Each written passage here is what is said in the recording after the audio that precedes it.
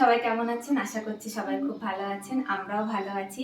তো আজকে আমি একটা চটজলদি সকালের ব্রেকফাস্টের একটা রেসিপি নিয়ে চলে এসেছি। তার জন্য আমার সবার প্রথমে লাগবে ব্রাউন ব্রেড। এটা হচ্ছে আটার ব্রেড।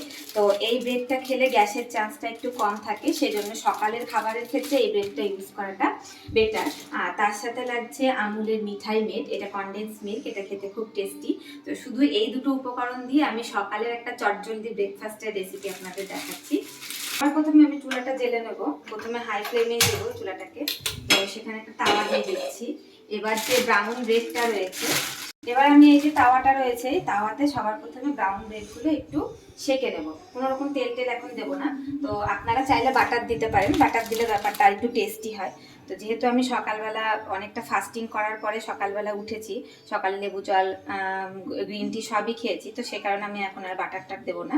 প্রথমে পাউরুটিটাকে একটু ভালো করে এদিক ওদিক উল্টে একটু সেঁকে নেবো, হালকা একটু লাল লাল হালকা জাস্ট।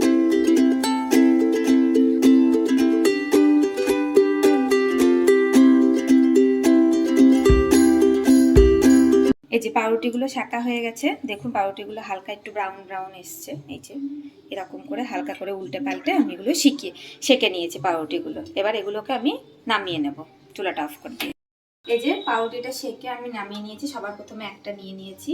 তো এর উপরে আমি এবার এই কনডেন্স মিল্কটা আছে, এটা ভালো করে দিয়ে দেবো। কনডেন্স মিল্কটা রয়েছে, এটাকে ভালো করে মাখিয়ে দেবো। আমি আগেই বলেছি আপনারা চাইলে পাউরুটিটা বাটারও সেঁকতে পারেন, সেক্ষেত্রেও টেস্টটা ভালোই হবে।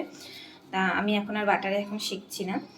এটা সকালবেলা চটজলদি খাবার, তো এরকমভাবে খেতেও ভালো লাগে। একবার খেয়ে দেখবেন বাড়িতে, আমাকে কমেন্টে জানাবেন কেমন হয়েছে খেতে। তো এবার এই যে একটা হয়ে গেল, এটাকে আমি কনডেন্স মিল্ক মাখিয়ে নিয়েছি, তার ওপর দিয়ে আমি আর একটা পাউরুটি এরকমভাবে দিয়ে দেবো। তো দেওয়ার পরে সবার প্রথম কাজ, এটাকে যেহেতু একটু স্লাইস করে খেতে একটু ভালো লাগে, তো এটাকে এইভাবে স্লাইস করে কেটে নিতে পারেন।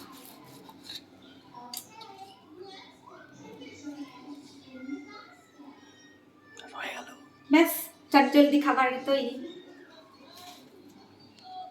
ইয়াম্মি।